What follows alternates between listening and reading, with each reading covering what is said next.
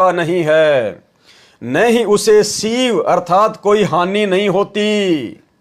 वाणी गरीब जिंदा जोगी जगत गुरु मालिक मुर्शद पीर, दहु दीन झगड़ा मंड्या पाया नहीं शरीर।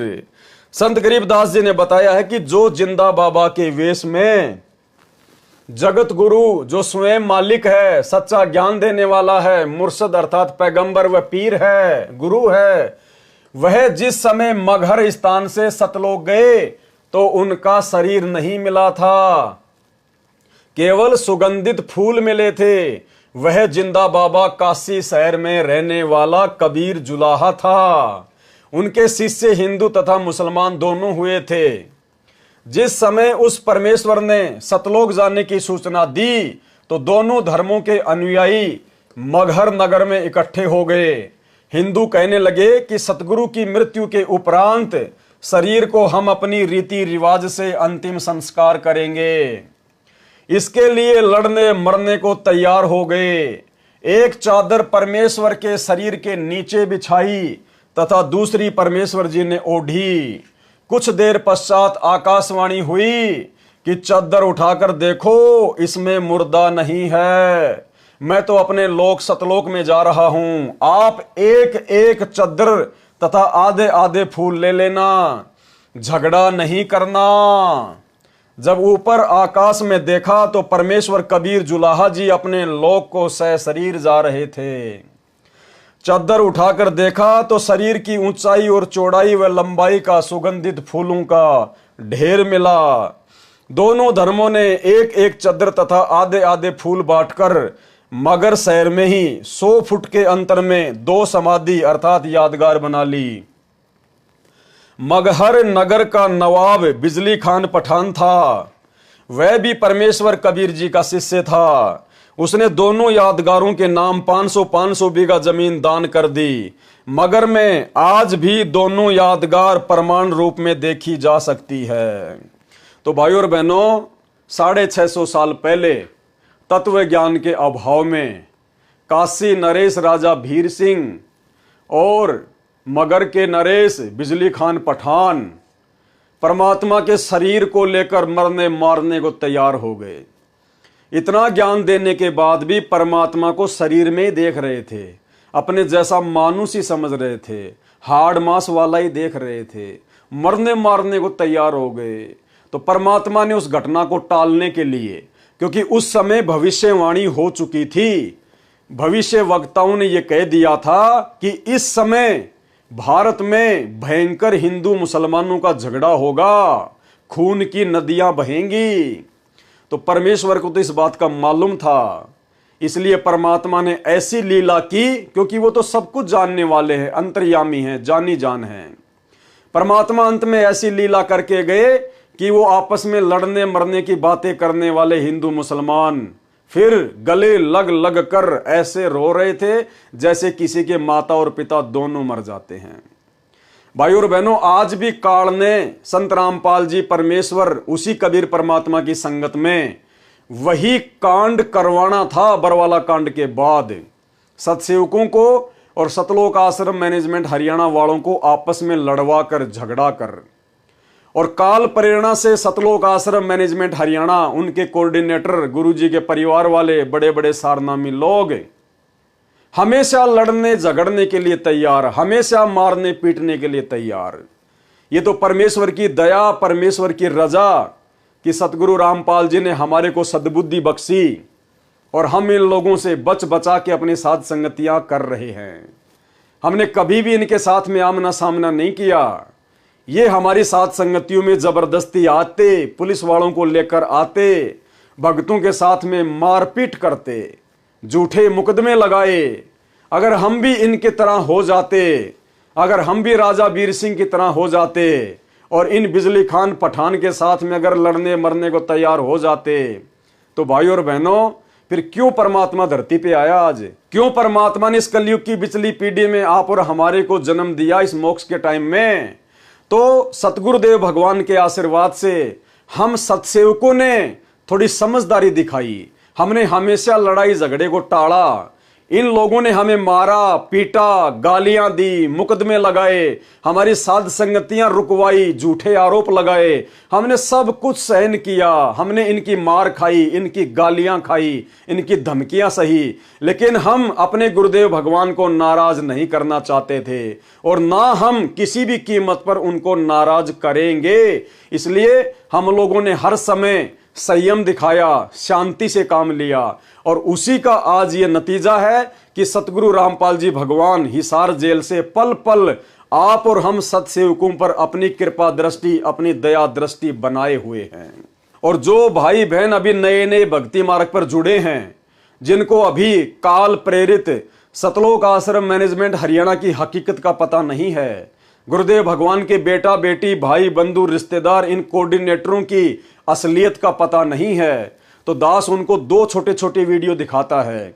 एक वीडियो 2016 का है जिसमें सतलोक आश्रम मैनेजमेंट हरियाणा के मुखिया सतगुरु रामपाल जी के छोटे भाई महेंद्र जी ने अपने सारनामी गुंडे 8-10 लोग हरियाणा से और दिल्ली से 2 गाड़ियों में भरकर जयपुर में मुझ पवन दास की किराए की झोपड़ी पर भेजे और उन लोगों ने ज्ञान चर्चा के बहाने मुझे अपने जाल में फंसाया।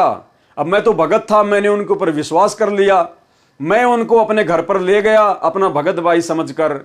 पहले वो 2 आए, मैंने रास्ते से सब्जी वगैरह खरीद ली कि भाई भगत भाई बहनों के लिए भंडारा बनाएंगे। घर पर चले गए, बच्चों को कहा भाई भोजन की तैयारी करो, तब तक चाय वगैरह बनाओ, भाई बहनों को पिलाएंगे। इतने में तो उन्होंने फोन कर दिया, पीछे से 2 गाड़ी और आ गई हथियारों से लैस, और जो परमात्मा के बच्चे रसोई में उन्हीं लोगों के लिए भंडारा बना रहे थे, उन सबको धक्का मारकर रसोई में बंद कर दिया, दास के 2 बच्चों को और दास की भक्तमती को, और धमकी दी कि अगर कुछ चिल्लाए तो जान से मार देंगे। और फिर मुझ पवन दास के ऊपर उन 8-10 सारनामी सतलोक आश्रम मैनेजमेंट हरियाणा वालों ने ताबड़तोड़ बैस बॉल से हमला कर दिया। 10 मिनट तक मुझे जानवर की तरह मारा। वो छोटा सा वीडियो दास आपके सामने पेश कर रहा है, देख लेना भाई और बहनों। लेकिन फिर भी सतगुरु रामपाल जी भगवान के आशीर्वाद से दास ने संयम बरता। दास ने उनके प्रति अपने मन में कोई दोष पैदा नहीं किया, ना दास ने उनको उस समय, भाई अगर वो 20 मार रहे थे तो 2 तो मैं भी मार सकता था, लेकिन दास को परमात्मा का विधान पता है। वो भले मुझे लाख मारे, उनके कर्म उनके पास, मैंने अगर एक भी उनको मार दिया तो उस एक का मुझे दंड भोगना पड़ेगा। ये परमात्मा का विधान है। और यदि मैं हाथ उठा लेता तो परमात्मा फिर मेरी रक्षा नहीं करता। जिस प्रकार त्रेता में जो प्रहलाद भगत था, उसने सहा, यातनाएं सही, उसने मार खाई और अंत में फिर विजय भी उसी की हुई।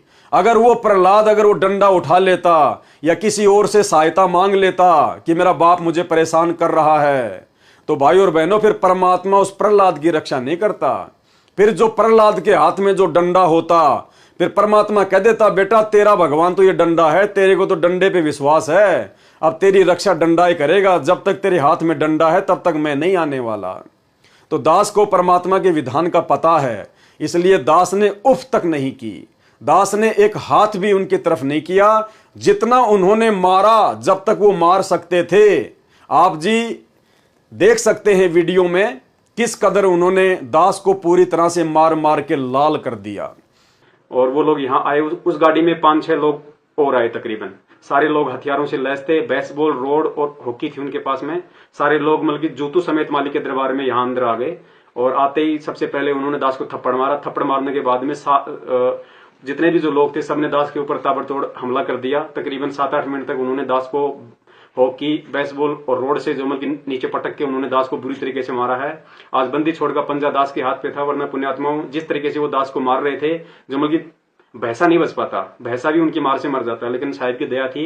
और बीच में जो अपने जो डॉक्टर भगत जी हैं, उन्होंने दास का बीच बचाव किया, नहीं तो वरना स्टूल उठा के वो लोग दास के जो उनके सर पे भी जो है मारने की पूरी कोशिश कर रहे थे वो लोग। अब दास आप जी को थोड़ा सा पुण्यात्मा दिखाना चाहेगा कि कहाँ कहाँ दास के जो है मतलब बेसबॉल वगैरह से जो चोटें आई है। पुण्यात्मा यहाँ उन लोगों ने मारा है, पीछे कुछ हो सकता है पीठ पे भी दास की चोटें पड़ी हों। दूसरा इस तरफ यहाँ पे उन्होंने पूरा दास को बेसबॉल वगैरह से मारा है। नीचे भी लो। और उसके बाद में यहाँ देखिए पुण्यात्माओं, ये पैर दास का यहाँ से सूज रहा है, ये थोड़ा सा ऊपर ले बेटा, हाँ ऐसे यहाँ से इन्होंने किया है अच्छी तरीके से बेसबॉल से। उसके बाद में यहाँ पे इन लोगों ने मारा है, जहां जहां उनको मन में आया उस तरीके से पुण्यात्माओं उन लोगों ने दास के साथ में जानवर जैसा व्यवहार किया है।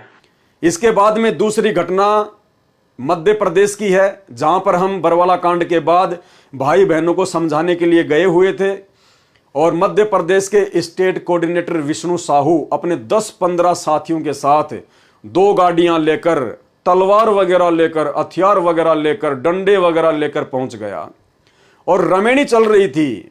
इन लोगों को शर्म भी नहीं आई। रमेणी के बीच में इन लोगों ने मुझ पवन दास के ऊपर हमला कर दिया और किस प्रकार से ये लोग मुझे लठों से मार रहे हैं आप जी देख सकते हैं। जब मैं मारा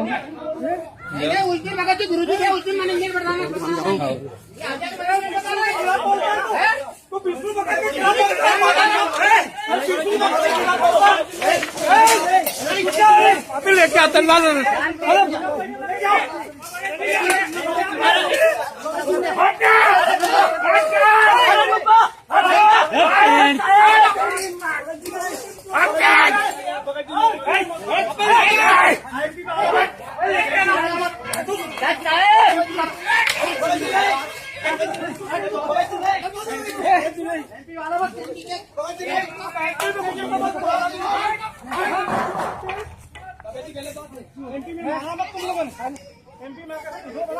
वहां भी दास ने इनके खिलाफ एक भी कोई ऐसी हरकत नहीं की, ना दास ने कोई हाथ उठाया। इन्होंने मारा, दास ने मार खाई और दास वहां से भागकर आ गया।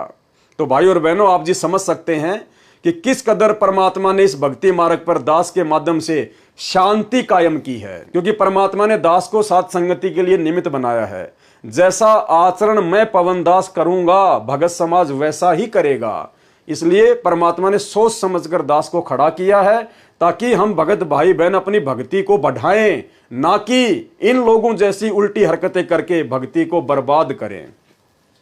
तो 650 साल पहले जिस प्रकार से वीर सिंह बघेल और बिजली खान पठान ने जो गलती की थी आपस में लड़ने झगड़ने की, भाई और बहनों आज हम नहीं कर सकते। काशी बनारस का राजा वीर देव सिंह भी परमेश्वर कबीर जी का शिष्य था, हिंदू था।